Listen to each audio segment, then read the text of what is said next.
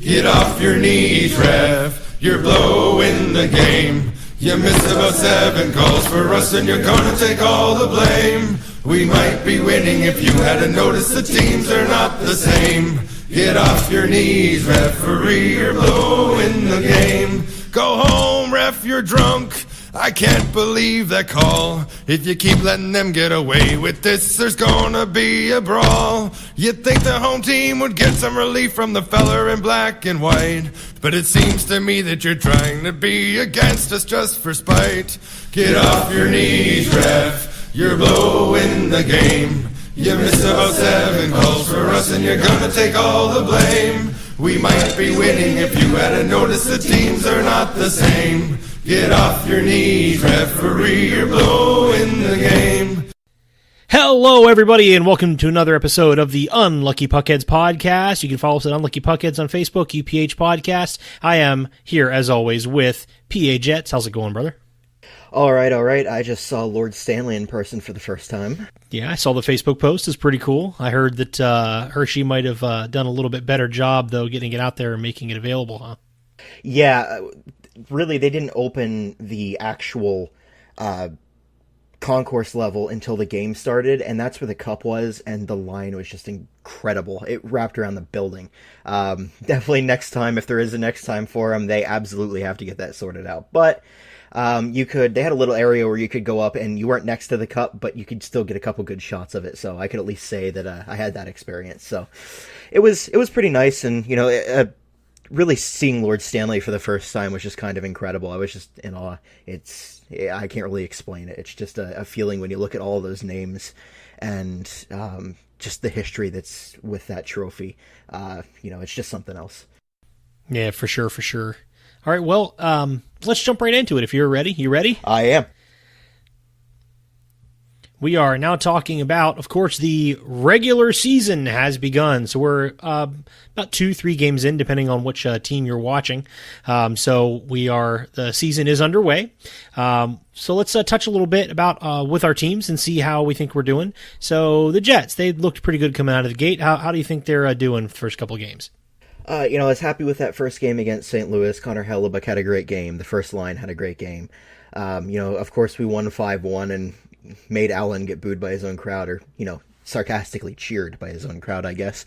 That second game, though, was a reality check, and I'm kind of glad it happened. We lost 5-1 to Dallas, and, you don't want the kid's head getting too big before, the actual real season gets going. You don't want people like Ehlers and Line A and, the newer, like Roslovic, to really have a ton of success right off the bat. I feel like you kind of want them to have a little bit of failure, a little bit of adversity. So it was definitely a reality check, and, it's hockey, it happens. So I'm not incredibly upset. Everybody looked good, but, could have been a better result, but it's yeah. hockey. How about some individual players? Has anybody really stuck out for you yet this year over first couple games? Oh, yes. And, I feel like it's Kevin Cheveldayoff is a genius. Kyle Connor is looking like an absolute star. He's looking like a mix between Scheifele and Wheeler, and just another prospect that's panned out for us. If this keeps happening, we're going to be looking really good miles down the road. So, if I had to pick one person, definitely Kyle Connor. How about his line, too? You think, you still feel that... Well, I mean, Buff's line, obviously... Well, not line, but... I'll let you say that. So it's your team. So who do you think, is really, as a unit? Is there anybody that's coming together, already? Oh, yeah. It's that first line with Connor on left wing, Scheifele in the middle, and Wheeler on right wing. They're going to be unstoppable this year. And I think that's where a major strength is going to lie.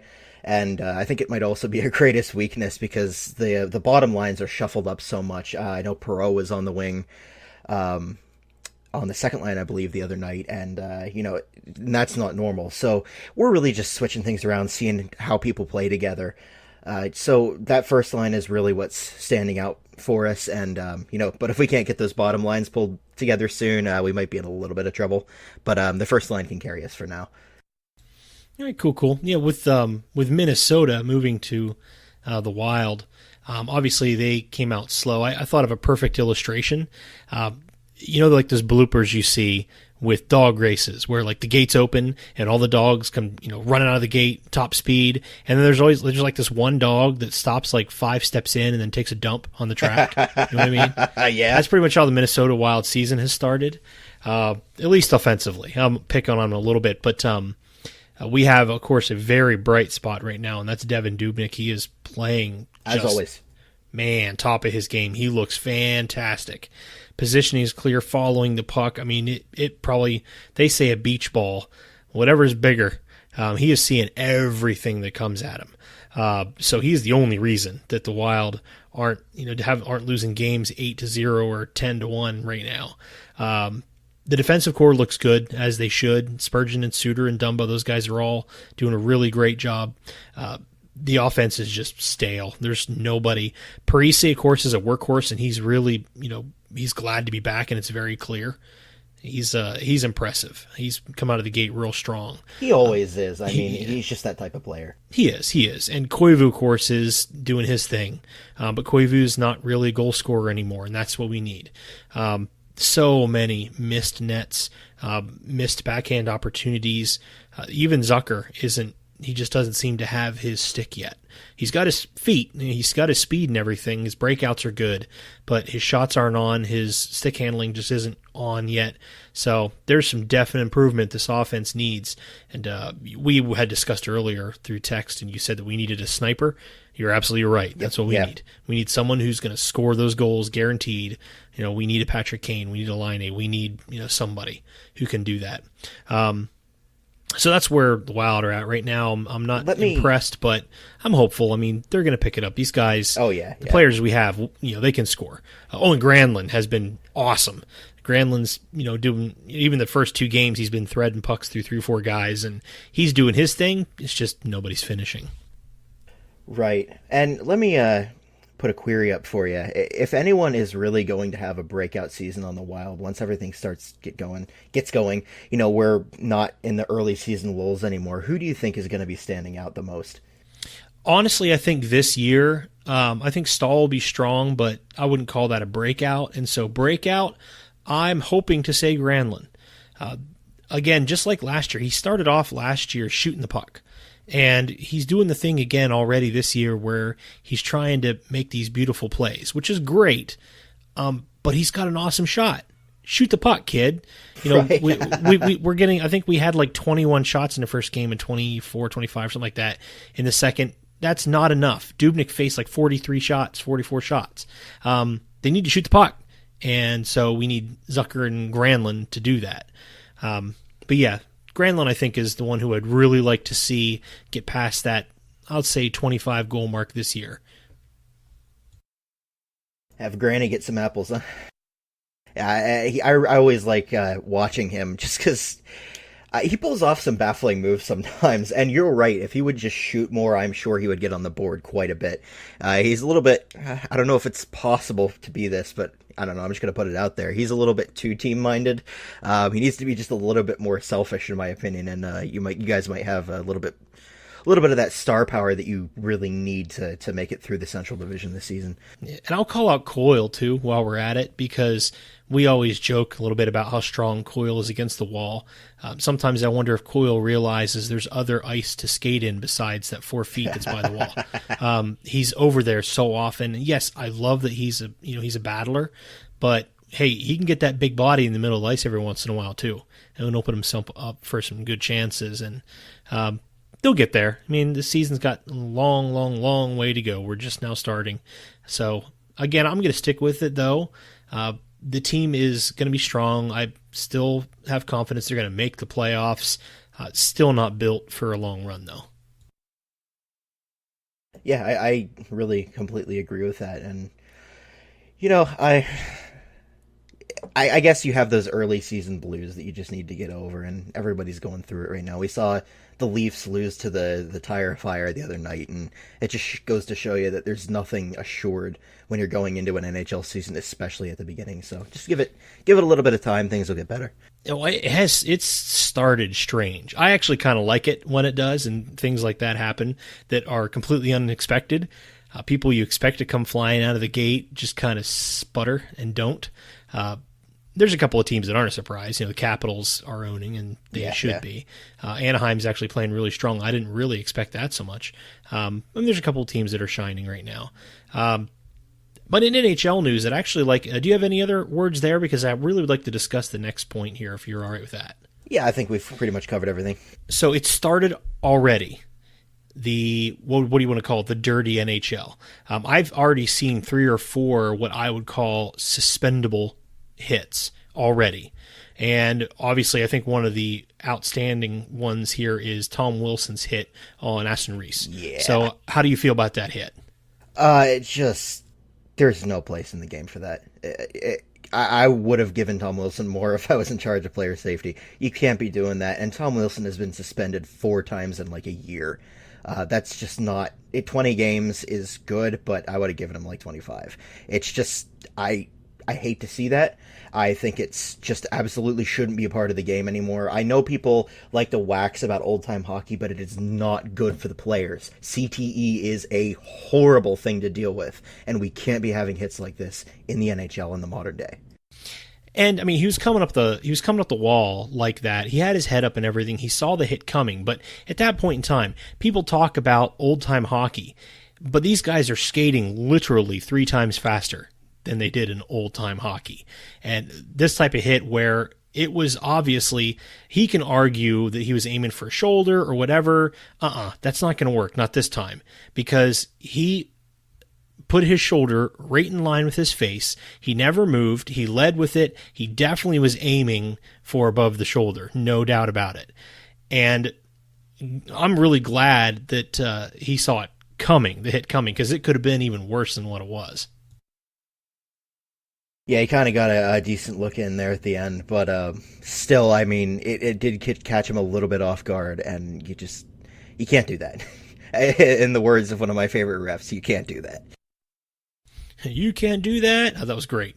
But I don't know. I think the 20-game suspension is the right one. I mean, I know where you're coming from, and you're right. They can't be doing this stuff. I think 20 is a good call, actually. There are some people that were saying none at all, looked like a clean hit. He was just going for the shoulder. I don't know what hockey they watch. But hey, whatever. Right. Your opinion's your opinion. But yeah, it looked a little nasty to me. So hopefully this suspension maybe gets it in some guys' heads that, you're not going to be doing this here. You're not going to be playing your sport for quite some time. I wish it would have gotten that into Bufflin's head before he cross-checked whoever that was. Yeah. I already forgot. But, that's another one that I wanted to bring up since we were talking about just in general. Buff lost his temper the other night, and I absolutely hate it when he does that. Dangerous, right in the numbers against the boards. Not as bad as Tom Wilson, because Tom Wilson's was horrible, but, still pretty bad. Yeah, there was also a hit in Minnesota game last night, and I can't remember who it was. I can't remember who got hit and who did the hitting because I can't recall. But anyway, there was a hit where one of the Wild players was about 3 feet away from the boards, and he got blindsided and put him right into the glass, and it cut side of his cheek, but it dropped him for a while, and it's just. Come on, guys. You guys are professionals. It wasn't a speed play or anything. It's just he was going to finish his check, whether he was looking or not, and it was a total blindside. Didn't see him coming, didn't even expect him. And the puck was gone. It's one of those things. Yes, it'll only be gone for a couple seconds, but there's no reason for that. And if you want to give him a little bump, fine, but oh well. You're going to have that a little bit in hockey. I do realize that, but there was no call, of course, and so I think that's what gets to me the most, is when you have hits like this, the refs miss so much. I'm not going to put it all on the refs, but guys, seriously, stuff can get so dirty.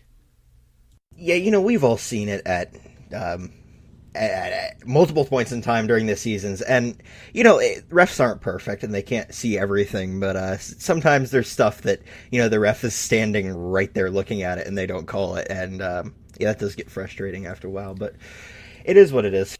Well, I don't think the Wilson hit on Aston Reese, they didn't call a penalty there, did they?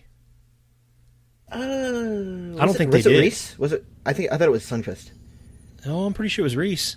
I think they did call a penalty. Oh, maybe they did. One. So, and we're back. We just looked it up there really quick. It was actually Oscar Sundqvist towards the middle of the ice that Tom Wilson hit. Very dirty. But, it's hard to keep track of Tom Wilson's dirty hits, so we take no responsibility for that whatsoever. Yeah, right.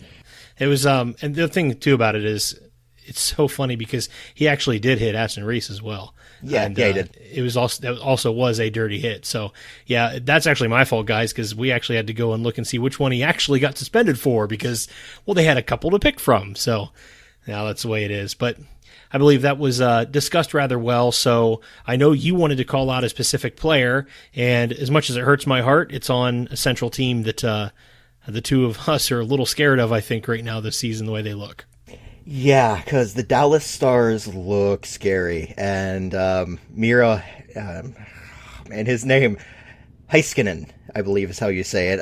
I tried when we were playing Dallas the other night to listen, and I could just never get it right. But the first shift he ever took in the NHL was brilliant. He's strong on the puck. He has great hockey IQ. He knows exactly where to pass it. And even though he didn't really have as much of an impact in our game, still you noticed him. He is a fantastic addition to the Dallas Stars team, and it's the Central. Why does this stuff always have to happen to the Central? I don't know. I guess we're just where the best players like to come, except for the Penguins, of course. But no, just he does look really, really, really good, and I think that him being on that team now just makes it shine a little more. And I think the coaching change and moving to Jim Montgomery was the right call. It looks like the team is responding very well to his leadership and his play style, and it definitely is more fitting to how that team likes to play. Montgomery's the way that he's really, really pushes speed offense is going to fit so well in that team, and yeah, it's going to just make the Central even rougher. Can they give us Arizona or something to kind of make up for this? I'm sorry, Arizona fans. They did give us Winnipeg for a while, but then they got good, so. I hate you so much. But yeah, we were pretty bad there. We still have the Avalanche, though, but yeah, we got beat in game one, but I don't know how much better they're going to be. Well, I seem to recall you predicting more success for them. Have you kind of gone back on that now? Little bit. I mean, not really. I'm still going to stick with that, I think, but we'll just have to see how things roll out. I guess there's two levels. There's a bad team, and then there's a Central bad team. They're two very different things. The difference between Arizona and Chicago. That's a really good point. I mean, Chicago's come out, I wouldn't call it strong. They definitely still need some work, but I hate seeing that they've got, 4 points and we only have 1 and you guys only have 2. And that's just not the start that I'd look for ever. That'll be fixed. Don't worry about it. They're not going to be a threat this year. They can't. My heart cannot stand that. You know what else my heart can't stand? NHL mascots that look like a Muppet on meth. You have words for this. Oh, Gritty is the greatest thing. Okay, for people that don't understand this, we love him because he is so weird and he's so off base. You and I are from Pennsylvania. We know Philly. I don't think Philly can have a better representation of their city or their team than Gritty. He's just perfect. I think Gritty pretty much looks like all the magazine and hot dog vendors they have in that city, on every corner. It's like the perfect representation of a Philadelphia fan, right? Yeah, I mean, it's pretty much exact, down to he's not quite angry enough normally, but, he's getting there. I love somebody put in the one Twitter video of the kids screaming and worked it. That was so hilarious, and the kids freaking out. That was the best video ever. I think people will get used to him after a while. Obviously, for kids, he is kind of a scary visage to start with. But once he's kind of entrenched in the city, I think he'll become quite a beloved icon.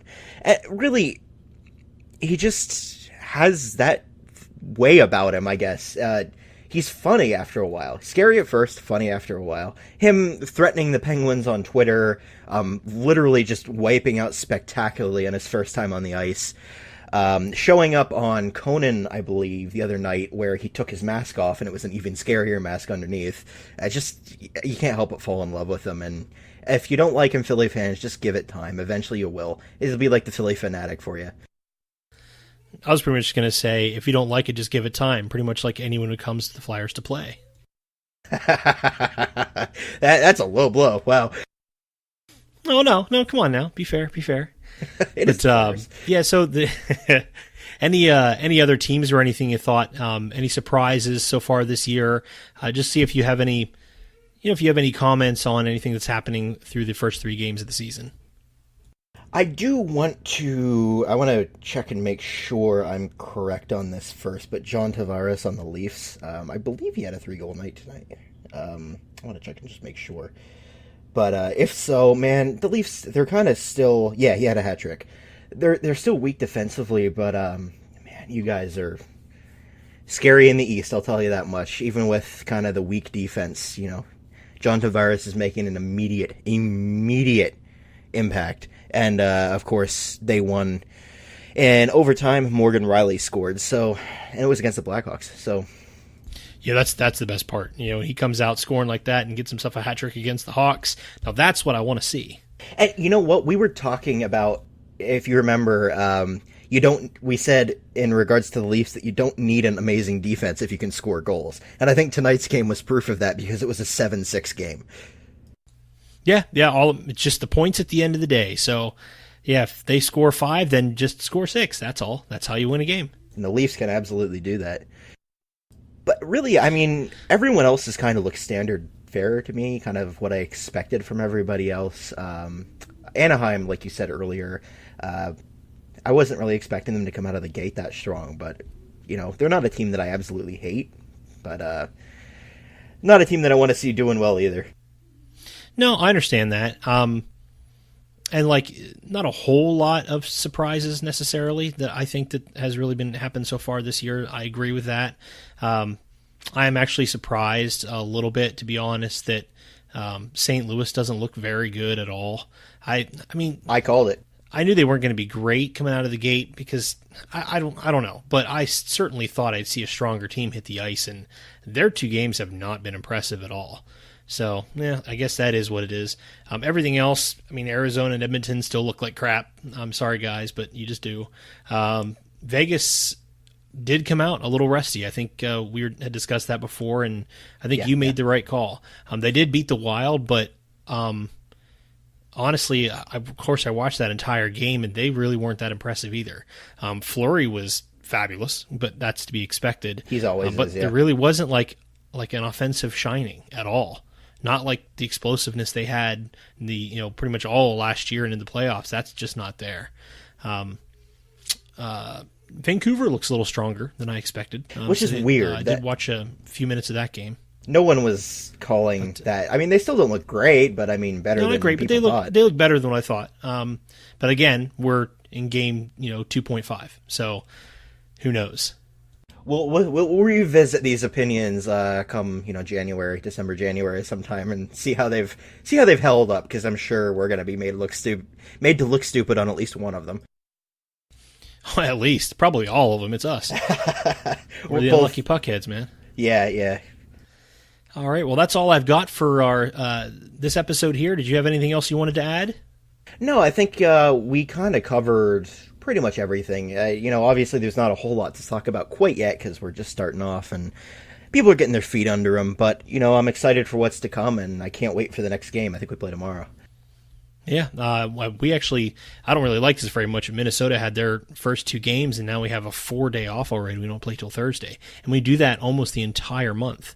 So that's not so great. I don't like, especially when you have a hot goaltender, I don't like waiting 4 days in between games, but it is what it is. But all right, that's great. Why don't you go ahead and close this out, Jets? All right, will do. You can follow us on Facebook at The Unlucky Puckheads, on Twitter at UPH Podcast, I believe. And you can also go to our website, unluckypuckheads.com, which has blog posts from both of us, as well as all the episodes in our 5-minute major series, which takes a look at each individual team in a snack-sized portion. So go check that out. Other than that, have a great night, guys, and I hope you're as excited for the season as I am. Keep your stick on the ice. And keep your stick on the ice. Yes! Yes! A little bit of red-green for you.